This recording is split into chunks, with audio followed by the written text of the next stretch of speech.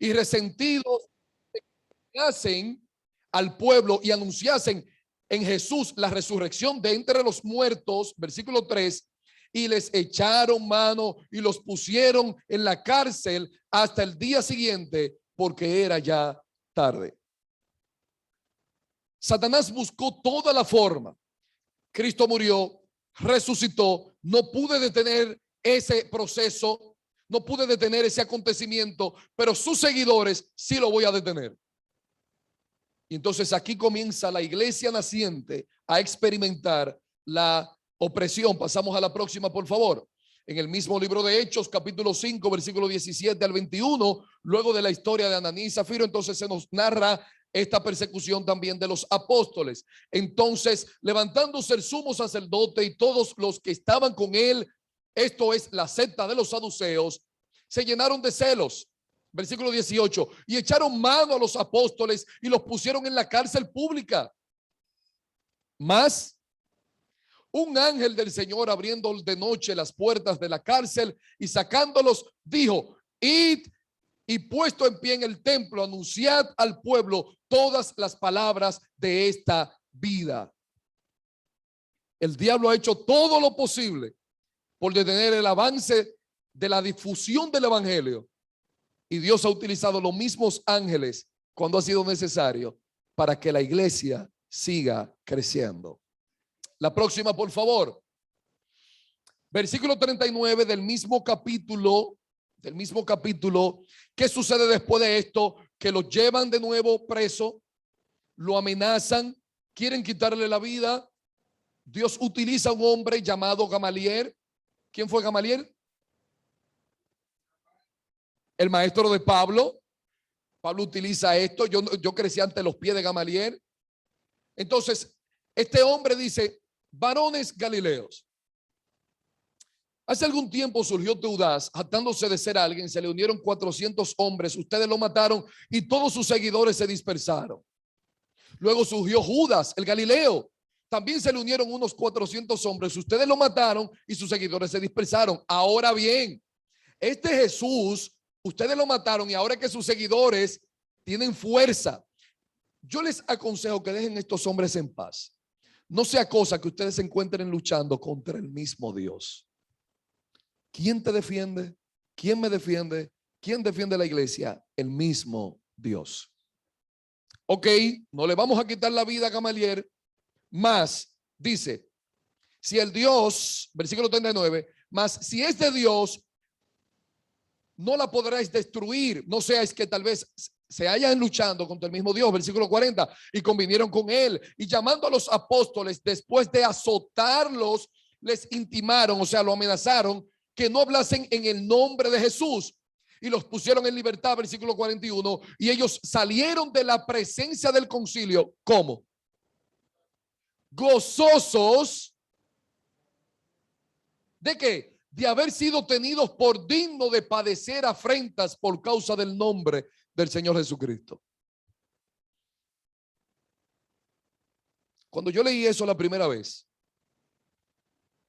creo que tenía como 16 años y yo no lo entendí. ¿Cómo es posible que estas personas lo golpearon, lo humillaron, lo avergonzaron, lo amenazaron y ellos salieron gozosos?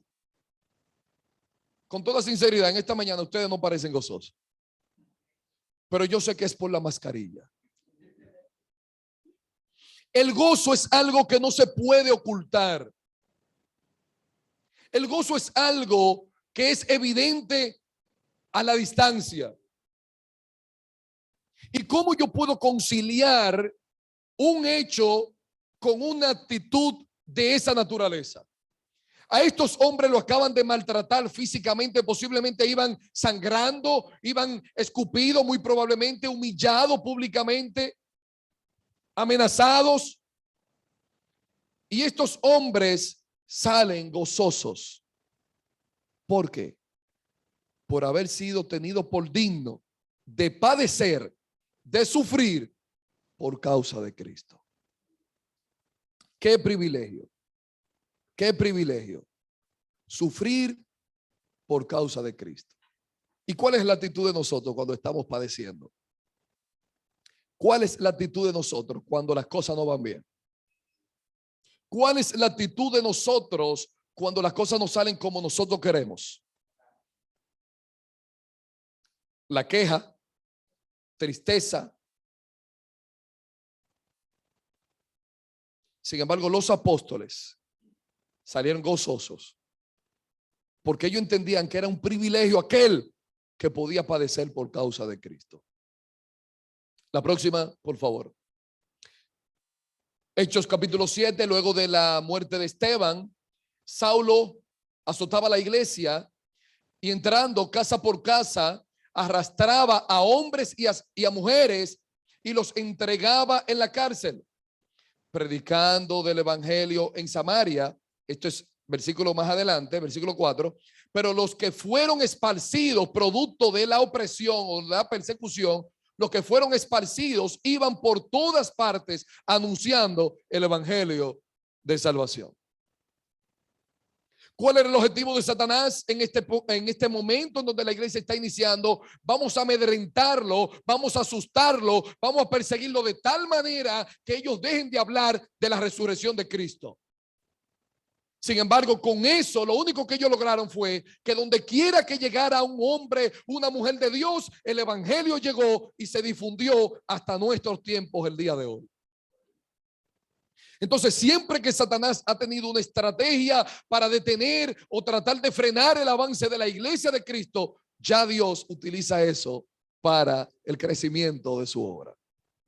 Vamos a ver el siguiente tema, por favor. Bien, para concluir esta parte, Flavio Josefo, uno de los historiadores más reconocido y confiable con relación a los estudios del nacimiento de la iglesia, este hombre entonces avala lo siguiente, que se utilizaban los cristianos bajo el emperador Nerón para iluminar las ciudades como antorchas vivas, que utilizaban el Coliseo romano y buscaban todas las familias de cristianos y les soltaban los leones. Todo esto lo registra este hombre. Y nada de esto fue suficiente para detener el avance de la iglesia de Cristo. La próxima, por favor. En tercer lugar, la división en la iglesia. Una de las estrategias que más resultado le ha dado a Satanás a través de todos los tiempos es la división en la iglesia. Todos sabemos que esto es un serio problema. ¿Sí o no? Pero todos creemos que el responsable es el hermano del lado. Nadie se siente responsable de la división en la iglesia.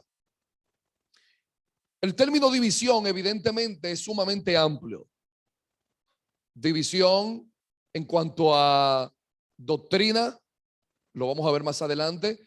División en cuanto a nombre de iglesia, ¿sí? Es bastante amplio. Sin embargo, yo quiero limitarme solamente al tema doctrinal y al tema de la iglesia local.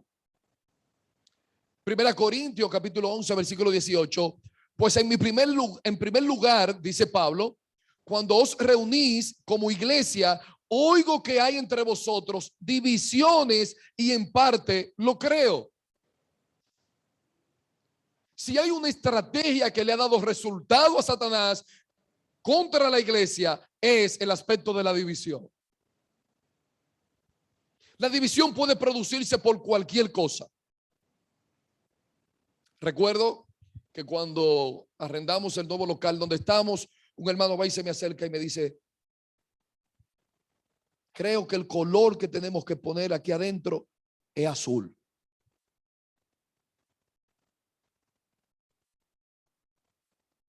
Vamos a pintar el templo de azul. Cuando tú estás en el pastorado, tú aprendes a que tienes que escuchar y que las opiniones de todo el mundo son importantes. Y es así. Y es complicado tú tratar de Cuando son ideas así, imagínense este lugar pintado de azul. Y usted dirá, ¿de dónde surgió eso? Pero son ideas y usted tiene que hacerle entender a esa persona, tu opinión es importante para mí, pero ¿qué tú dices? Mira, habíamos pensado en este color. ¿Sabes por qué? Porque Satanás aprovecha cualquier oportunidad para generar división. Tan sencillo como eso. Ahí no se hace lo que yo digo, ahí se hace nada más lo que ellos dicen. Los únicos que van al púlpito es el grupito. Y tienen una imaginación patrocinada por el diablo, porque eso no viene del Espíritu Santo. La división en la iglesia, y eso era lo que estaba pasando. En el capítulo 1, versículo 10, os ruego pues, hermanos, por el nombre de nuestro Señor Jesucristo, que habléis todos una misma cosa. Permítanme hacer un pequeño paréntesis aquí. En dos ocasiones que la humanidad se propuso y que de manera literal hablaban una misma cosa, sucedían cosas trascendentales. Génesis capítulo 11. Vamos a construir una torre que llegue al cielo, la torre de Babel. Y tenían todos en la tierra, dice el texto, una misma lengua y un mismo sentir. ¿Y qué produjo eso? Llamaron la atención del Señor. Y dice el mismo Señor, bajemos y confundamos la lengua, porque el hombre es uno y nada hará que desistan de la obra que han iniciado. El propósito de Dios es que la humanidad sea de un mismo sentir, pero no se pudo. Y Dios tiene que propiciar el nacimiento de los idiomas para que de esta manera la edificación de la Torre de Babel llegara a su culminación. Pero si vamos entonces a Hechos capítulo 2, dice que eran todos de un mismo sentir, un mismo parecer y buscaban y tenían en común todas las cosas. En ese contexto desciende el Espíritu Santo de Dios. Entonces es importante que la iglesia de Cristo sea de un mismo sentir. Pero ¿y cómo eso es posible? Somos individuos diferentes, niveles educacionales diferentes, estudio, etcétera, etcétera. Todos somos totalmente diferentes, pero dentro de nuestras diferencias tenemos algo en común. El amor de Cristo nos constriñe.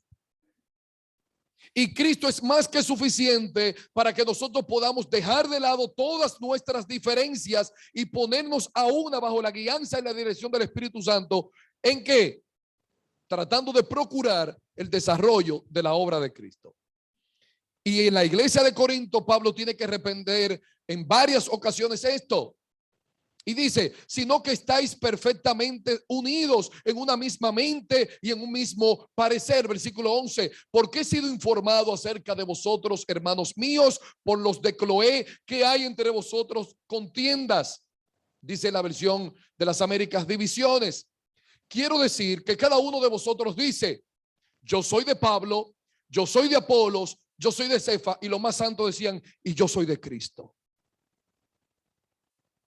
La iglesia dividida como si fuesen partidos políticos.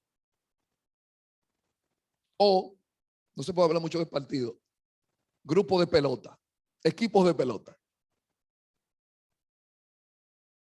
Dios no admite la división en la iglesia. Yo decía, no recuerdo si fue la semana pasada, que la iglesia no es una democracia.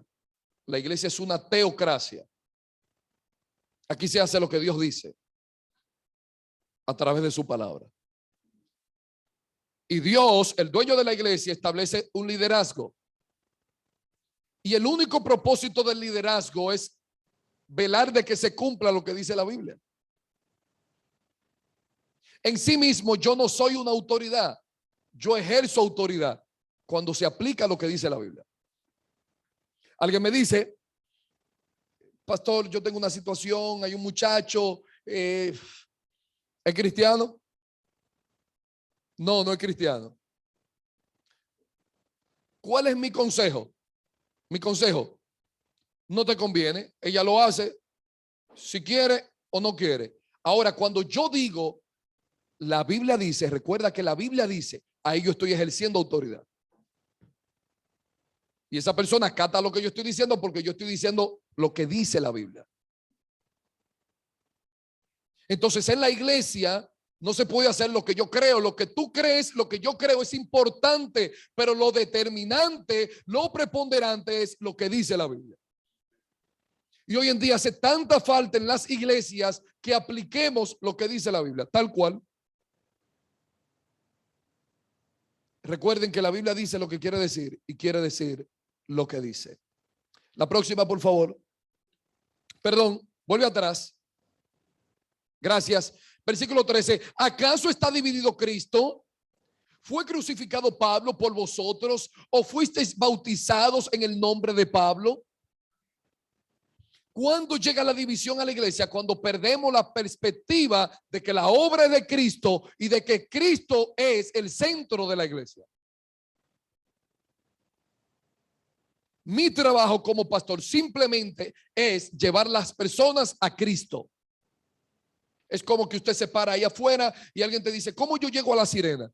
Ah, mira, toma esta calle derecho y al fondo tú vas a encontrar La Sirena. Ese es mi trabajo como pastor. Enseñar a las personas cómo llegar a Cristo. La próxima, por favor.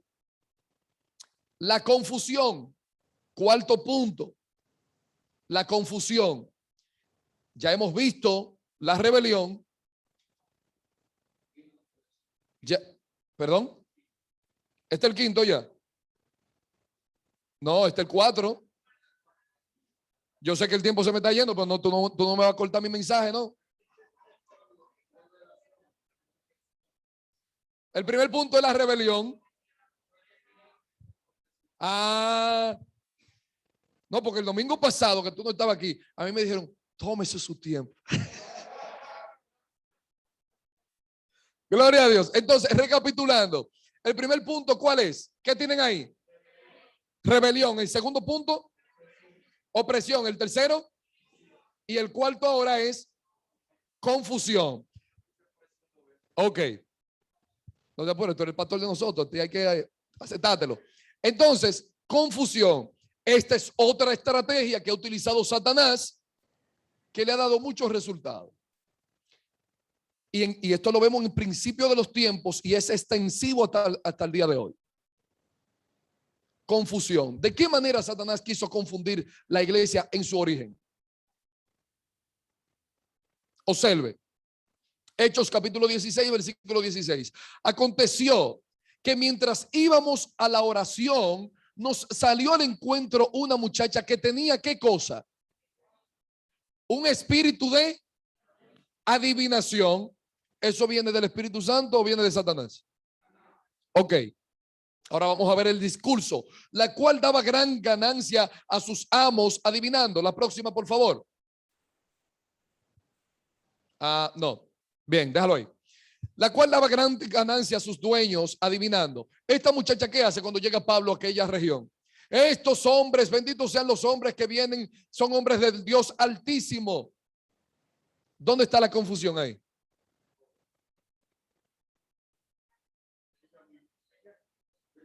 ¿Cuál era el objetivo de Satanás?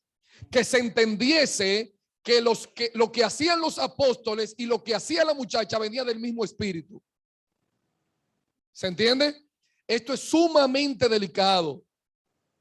Y dice la Biblia que pasando algunos días, ¿qué hace Pablo? Le ordenó al espíritu en el nombre del Señor Jesucristo, sal de ella. La muchacha fue liberada y ahí la gente entendió que lo que tenía Pablo y los apóstoles, primero, estaba por encima de lo que ella tenía. A Dios sea la gloria. Y en segundo lugar, no somos iguales. No somos iguales. Quien la está utilizando a ella no es la misma persona que nos utiliza a nosotros. Otra gran confusión que encontramos en el capítulo 8, versículo 18 al 22, todos ustedes lo conocen muy bien, Simón el mago, cuando vio Simón que por la imposición de las manos de los apóstoles se daba el Espíritu Santo, les ofreció ¿qué? Dinero, diciendo, dadme también a mí este poder para que cualquiera que a quien yo impusiere las manos reciba el Espíritu Santo. Entonces Pedro le dijo, tu dinero perezca contigo, porque has pensado que el don de Dios se obtiene con dinero. No tienes tu parte ni suerte en este asunto, porque tu corazón no es recto delante de Dios. Llegan a una región. Esa región tenía un mago, un brujo, un hechicero sumamente conocido. Entonces él identifica, pero esta gente tiene un nivel superior. Espérate, aquí es que yo voy a salir de la prángana. Entonces, él le cae atrás a los apóstoles, le ofrece dinero, pero él anda junto con ellos. ¿Cuál es el objetivo del enemigo? Confundir. Y en los dos casos, ¿qué hizo Pablo? ¿Le pasó paño a la niña con el espíritu de adivinación? Fue tajante. Y Pedro fue tajante. Porque nosotros no podemos permitir bajo ninguna circunstancia que se confunda lo que dice la Biblia. La confusión. Hoy tenemos tantas iglesias por la confusión. Hoy tenemos tantas personas que no quieren saber de una iglesia por la confusión. Por gente que enseñaron cosas que ellos entendían que era eso. Estaban confundidos. Y evidentemente confundían la congregación. Este punto es sumamente amplio. Yo pudiera seguir argumentando, pero el tiempo se me ha ido. Vamos a ver entonces el último punto, por favor. La distorsión. Miren esa imagen. ¿Qué hay ahí? Esa foto, ¿a qué se refiere?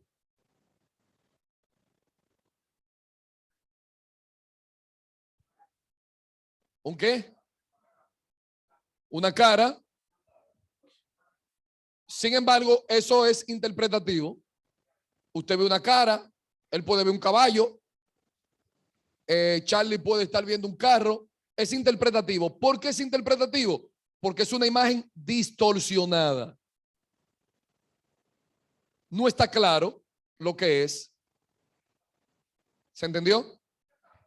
Esta entonces es otra estrategia que utiliza Satanás con relación al evangelio y a la exposición del evangelio. Hoy en día Satanás está permeando las iglesias para que prediquen un evangelio distorsionado. Huele a evangelio, parece evangelio, pero no es el evangelio. No está claro. Vamos a la próxima, por favor. Isaías capítulo 5, versículo 20, dice: hay de los que a lo malo dicen bueno y a lo bueno malo, que hacen de la luz tinieblas y de las tinieblas luz, que ponen a lo amargo por dulce y lo dulce por amargo. La próxima, por favor. Apocalipsis capítulo 22, versículo 18 al 19. Yo testifico a todo aquel que oye las palabras de la profecía de este libro. Si alguno añade a estas cosas, Dios traerá sobre él las plagas que están escritas en este libro. Versículo 19. Y si alguno quitare de las palabras de este libro, de esta profecía, Dios quitará su parte del libro de la vida. Hay consecuencia. Dios escribió un libro y él puso advertencia contra aquel que quiera decir lo que no dice el libro, o aquel que quiera quitar el mensaje que dice. Pero hay un evangelio el día de hoy distorsionado, por favor. Refiriéndose a esto, el apóstol Pablo le dice a Timoteo capítulo 1, 1 Timoteo capítulo 4, versículo 16: ten cuidado de ti mismo. ¿Y de qué? ¿Y de qué? Y de la doctrina. Eso lo estaremos viendo en detalle el próximo domingo. Persiste en ello, pues haciendo esto te salvarás a ti mismo y a los que te oyeren. Hoy en día se está predicando un evangelio totalmente distorsionado. Hay muchos pseudos evangelios. Simplemente yo voy a mencionar uno, que es el que ustedes más conocen, el evangelio de la prosperidad. Este evangelio está compuesto por tres partes. En primer lugar, la exaltación de la humanidad del individuo.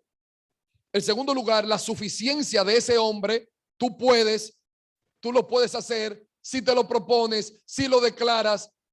Depende de mí. ¿De acuerdo? Y en tercer lugar, este evangelio tiene como idea central, ¿qué cosa? El lucro a través de la fe.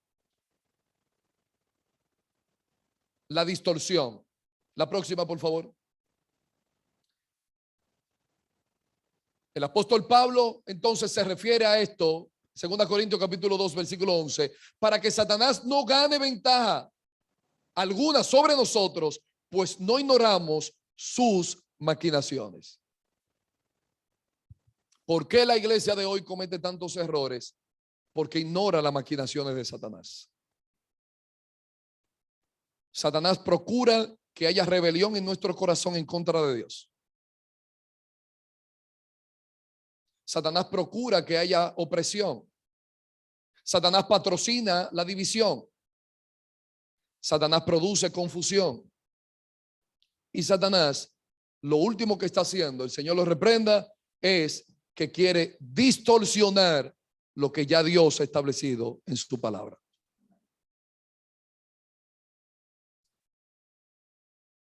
Hablar de este tema, solamente yo he hablado desde las estrategias, desde el punto de vista humano y físico. ¿Y qué de las estrategias en materia espiritual? Ese es un tema que por lo general nosotros no tratamos en nuestras asambleas. Sin embargo, es real como que usted está sentado ahí.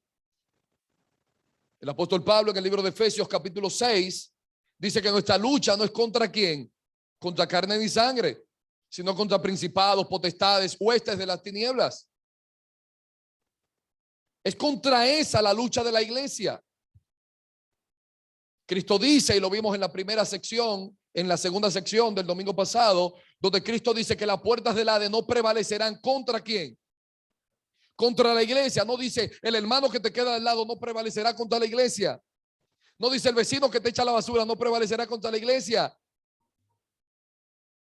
Usted tiene que aprender a identificar.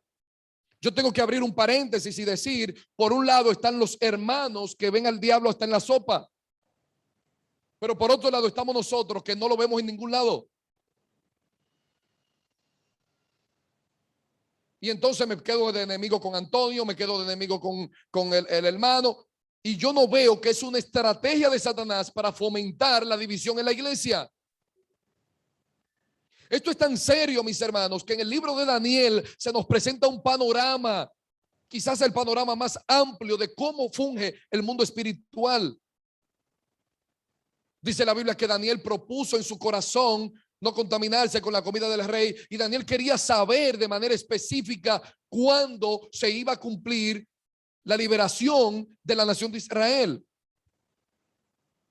Y baja el ángel Gabriel 21 días después y le dice: Daniel, desde que lo propusiste en tu corazón, la respuesta de Dios salió para ti. Pero vino el príncipe de Persia. ¿Qué significa eso? El demonio encargado de esa ciudad, un principado, como establece el libro de Efesios capítulo 6. Vino el príncipe de Persia y se opuso. Perdónenme el sentido figurado. El ángel viene con la mochila, con el mensaje, y el demonio lo espera en el aire y le dice: tú por aquí no va a pasar. ¿Y qué hace el ángel? Que clama al arcángel Miguel, y el arcángel Miguel viene y desciende, y por eso el ángel puede llevar el mensaje. Búsquelo en el libro de Daniel, se lo dejo de tarea. Usted dirá, pero eso parece una película de los Vengadores. Pero eso es la realidad. 21 días ese demonio detuvo la bendición ahí. La respuesta que Daniel estaba esperando. Esto es serio, y estos son temas que nosotros no tratamos en las iglesias, y debemos hacerlo. Penosamente no tengo el tiempo para seguir abundando sobre la parte espiritual. Solamente quiero decirles y llevarle su mente a otro acontecimiento del Antiguo Testamento. ¿Qué pasa con Eliseo cuando está en la casa? Y Giezi dice: ay, mi señor de nosotros que somos hombres muertos. Estaba todo el ejército ahí rodeando la casa. ¿Qué hace Eliseo? ¿Se pone a llorar? Cae de rodillas. Ay, ¿qué es lo que hemos hecho? ¿Qué hace Eliseo? ¿A quién? A Eliseo. A Eliseo, perdón, a Giesi. Me llama la atención poderosamente que Eliseo no ora algo para él. ¿Qué significa esto? ¿Que los ojos de Eliseo ya estaban abiertos? No sé. La Biblia no da detalle, pero la Biblia solamente dice que él oró para que los ojos del siervo fueran abiertos y él pudiera ver que los que estaban con ellos eran más. Y dice que la venda le fue quitada y cuando él miró, todas las montañas alrededor de esa casa estaban cubiertas ¿de qué? Ángeles. ¿Con qué? Con espada. Aleluya. Mi hermano, llegarán las dificultades. Satanás, no sé cuál de todas sus estrategias va a poner en marcha en contra de ti, en contra de la iglesia. Pero quiero decirte que el ángel de Jehová acampa alrededor de los que le temen y lo defiende. Y el Señor dice en el Salmo 91:11, pues a sus ángeles mandará cerca de ti para que te guarden en todos tus caminos, en las manos te llevarán para que tus pies no tropiecen en piedra. Sobre el león y el aspi pisarás, hollarás al cachorro del león y al dragón. ¿Por qué? Por cuanto en mí ha puesto tu amor, yo también te libraré. Te saciaré de larga vida y te mostraré mi salvación. Satanás ha puesto en marcha muchas estrategias. Ha dividido la iglesia. Ha diluido el mensaje. Pero no ha detenido el avance del evangelio de Cristo. Llegarán las dificultades a tu vida. Llegarán las dificultades a la iglesia. Pero el Señor dijo, yo estaré con vosotros todos los días hasta el fin del mundo. Así que si estás atravesando por un momento difícil, si en este momento te encuentras en una condición difícil, recuerda las palabras del apóstol Pablo en el libro de Romanos capítulo 8, versículo 33. ¿Qué nos separará del amor de Dios en Cristo Jesús? Ni lo alto ni lo profundo, ni hambre ni desnudez, ni espada, ni la muerte ni la vida, ni principados, ni potestades, ni el presente, ni el porvenir, ni ninguna otra cosa creada. Algo que se invente dentro de 50 años, ni siquiera eso podrá separarnos del amor de Dios que es en Cristo Jesús, Señor nuestro. Que así sea y que el Señor nos bendiga.